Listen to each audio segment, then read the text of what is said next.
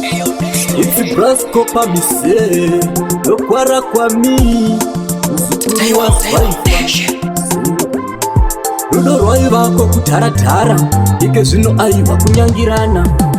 vari mari kudza mudende vaudze zverudo ndigendenge siya mucholo pfuma kukusa urimo mubere rega kunyura siya zvemwoyo ushandisa njere nopinzwa mukuva wosiya zvenyika naidzokere funga kaviri kwete kabodzi unona matama azara misodzi vamwe vakadzi atori magosi unoti wanyura utori munjodzi siya mucholo utsvake chipanzi mufaro unopera wanguva muchoni tirire rudo rangove sadaka bheki rinopedzwa namisi malaika vari mari kudza mudende vaudze zverudo ndigendenge siya mucholo pfuma kukusa urimo mubere rega kunyura siya zvemwoyo ushandisa njere nopinzwa mukuva wosiya zvenyika naidzokere ichamira seiko imba iyo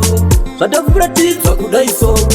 shungurudzwa nakakutora moyo kara takasuwa kunge mariro dzikamisa hana immaturity sit down and listen to my tune zviri zvemucholo ndazvikanda pasi nobva naye zimu orambirwa joni vari mari kudza mudendere vaudze zverudo ndigendenge siya mucholo pfuma kukusa urimo mubere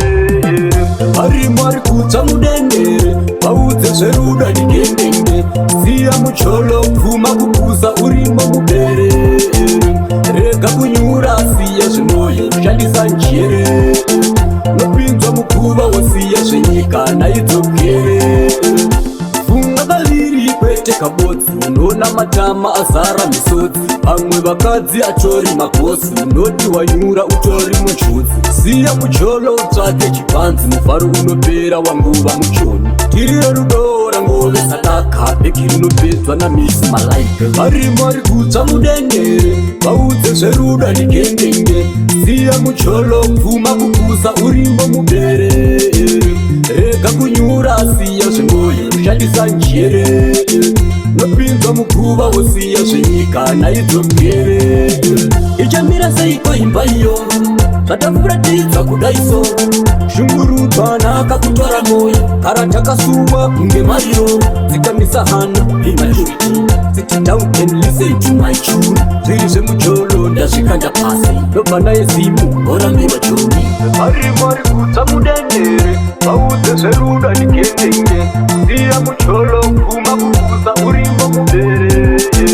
vari mari kudza mudendere vaudze zverudo ndigendenge siya mucholo pfuma kukusa urimo mubere